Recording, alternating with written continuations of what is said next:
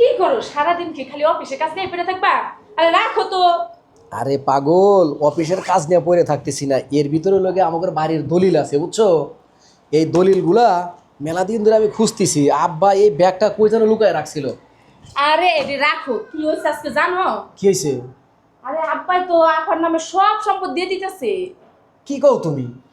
আমি শুনলাম আপারে ফোন দিয়ে কইতাছে, মা আমি সব দিতাছি মা, সব দিয়ে দিব। কি দিব বুঝো না? হ্যাঁ, আমার এই পুলানো বুইড়া বয়সে কি আমি রাস্তাঘাটে পড়ে থাকবো?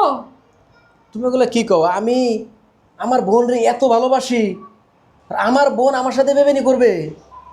শোনো, এখনকার যুগে বেইমানি করতে হয় না, বেইমানি হয়ে যায়। আর তোমার মতন তো সিধা সাদা মানুষের কথাই নাই।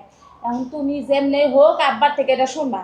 আর শোনো, আমি যে বলছি এই কথা কিন্তু মোটেও আব্বারে বলবা না। তুমি কোনো চিন্তা করো না, চলো আব্বার কাছে যাই। আব্বার কাছে যায়া আব্বারে জিজ্ঞেস করবো যে শুধু কি তার মেয়েই জন্ম দিছে নাকি ছেলেও একটা জন্ম দিছে। মেয়ে যদি সম্পত্তি পাইতে ছেলে পাইবো না কেন? আমি কি এই পোলাফান নিয়ে গিয়ে আমি রাস্তায় রাস্তায় ঘুরবো নাকি? চলো আব্বার সাথে এখনই কথা বলবো।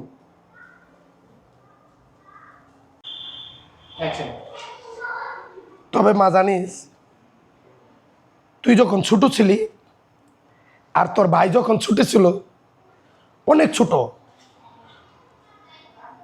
তোর মা কোনো কিছু খাইতে চাইলো খাইতো না। কেন বাবা? খালি ছেলে মেয়েদের ভবিষ্যৎ চিন্তা করতো। ওষুধ হইলেও ওষুধ কিনা খাইতো না। আজকে তোর মারে হারাইছি একমাত্র তগর টেনশনে। ঠিক মতো ওষুধ খাইতো না, নিজের ট্রিটমেন্ট করাইতো না, চিন্তা করতো ছেলেদের ভবিষ্যৎ। এটা কিসের ডায়েরি বাবা? এইটাই আমি তোকে বলতাছি মা। এই যে দেখতেছস, এই যে ব্যাংকে এত টাকা, এই টাকা তুই আর তোর ভাই সমান করিয়া ভাগ করে নিবি। প্রয়োজন হলে তোর ভাইয়ের একটু বেশি দিবি, তুই একটু কম এটা নিবি। তো অবশ্যই দিব, আমার বাইরে আমি দিব না। হ্যাঁ, আরেকটা কথা কই আমি তোকে, এই যে টাকা পয়সাগুলি না, এগুলি তো নিবি। আর এই যে সম্পদ, যে জায়গা জমি টাকা পয়সা, এটি তো তোরা দুজন ভাগ করে নিবি। এর পরেও তোর বাইরে যে একটু বেশি দিবি কেন, আমি তোরে বলি, তার একটা সন্তান আছে না, ছোট, তোরই তো রক্ত, তোর রক্ত না, তার একটু বেশি দিবি, তার একটা ভবিষ্যৎ আছে। আর তোর আচ্ছা ঠিক আছে, আচ্ছা, দিবো। এটা যত্ন করে তোর কাছে রাখা দে মা। হ্যাঁ, ঠিক আছে বাবা, তুমি টেনশন করো না। আমি যতদিন বাচ্চা থাকবো আমি এটা আগ্রে রাখবো, বাইরে সব কিছু ফেরত দিব। আচ্ছা। আর তুই এরা কোনোভাবে যাতে নষ্ট না হয়। হ্যাঁ? না বাবা, নষ্ট করো না, আমি যত্ন করে রাখি। আল্লাহ, তুমি আমার মেয়েটারে ভালো রেখো, আমার ছেলেটারও ভালো রেখো, আমার ছেলের বউটারে, আমার নাতিটারে ভালো রেখো। আল্লাহ, তোমার তো আছে এই দোয়া করি আল্লাহ। আল্লাহ মা আমি। বাবা, তুমি আইছো? বৌমা, তুমি আইছো মা? আব্বা, আমি আপনার একটা কথা জিজ্ঞেস করার জন্য আইছিলাম। কি কথা আব্বা? আচ্ছা, এই যে আমাদের বাড়ি ঘর জায়গা সম্পত্তি, এগুলোর মালিক কি শুধু আমার বোন, আমি না? হঠাৎ করে এই প্রশ্ন করলি বাবা, কি হয়েছে তোর? শুনেন আব্বা, দেওয়ালেরও কান আছে, বুঝেন না কে? দেওয়ালেরও কান আছে। বৌমা, তোমাকে আমি একটা কথা বলি, সব শোনায় শোনা না, আবার সব সত্য সত্য না। সব দেখার মাঝেও কিছু ভুল আছে, আবার শোনার মাঝেও কিছু ভুল আছে। তুমি মা, আমার মেয়েটা অন্য বাড়িতে দিয়ে দিছি, আমি তোমার সবসময় আমার মেয়েই মনে করি। আমার মেয়ে ছেলেটারে কান পরা দেয়া আমার ছেলেটারে তুমি নষ্ট করো না মা। এটা কোন ধরনের কথা বলেন আব্বা? বউ আমার কান পরা দেয়? আমি আপনার চাল চলন আচার আচরণে আমি এটা নিজেই বুঝতে পারতেছি যে আপনি আপনার সম্পত্তি সব আপনার মেয়েরে দেওয়ার জন্য উঠে পড়ে লাগছেন। এটা আমার বউ আমারে বলবে কেন? আপনি উল্টাপাল্টা কথা কন হেরে। বাবা রে, তুই যখন ছোট ছিলি আমি অনেক কষ্ট করছি।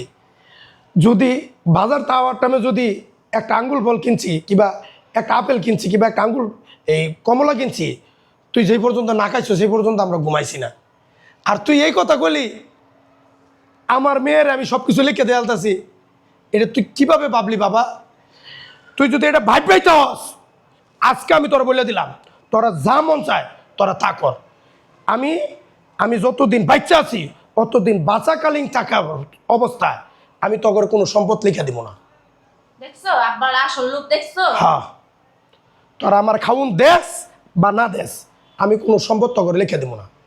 তোর যা মন চায় তোরা করে আলা। আজকের পর থেকে আমার ওই বোন এই বাড়িতে জানি না ঢোকে। এই বাড়ি ঘর আপনার টাকা দিয়ে কিনি নেই, আমার টাকা দিয়ে বাড়ি ঘর বানাইছি। আর আজকে গাড্ডা ধরে একেবারে এই বাড়ি থেকে বের করে দিব, যাও বাপ। গাড্ডা ধরে একবার বের করে দিব। হ্যাঁ, ফাসলামি সোদানা জায়গা পাও না, তাই না? কি হয়েছে ফাসলামি তো কি হয়েছে ভাই? তুই এদিকে আসিস কেন? আমার সাথে এমন করতেছো কে? হ্যাঁ? ভাবি কি হয়েছে? কি হয়েছে? আমি তো আশা করি নাই। আপনারা শুধু শুধু আমার বাবারে দুষতেছেন। এই তুই এদিকে আসিস কেন? কেন আমার বাবার সাথে এমন করছেন? বাবা কি করছে আপনার সাথে? এই শুনে না পা, বাবা শুধু আপনার একলার না, বাবা উনারও সয় সম্পদ সব যদি আপনার নামে দিয়ে দেয় তাহলে উনি কি করবে? আর আমার বাচ্চা কি ঘোড়ার ঘাস কাটবে?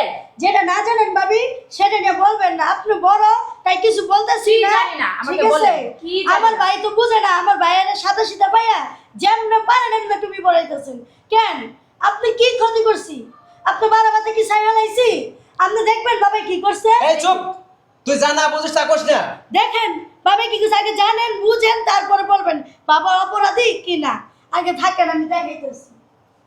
সত্য সব আইসা সব মানে যে শ্বশুর বাড়ি বিয়ে দিয়ে দিছে। দেখেন বাবা কি করছে। কি দিছেন? কি এটা? কি এগুলা? দেখেন ভালো কি এগুলা?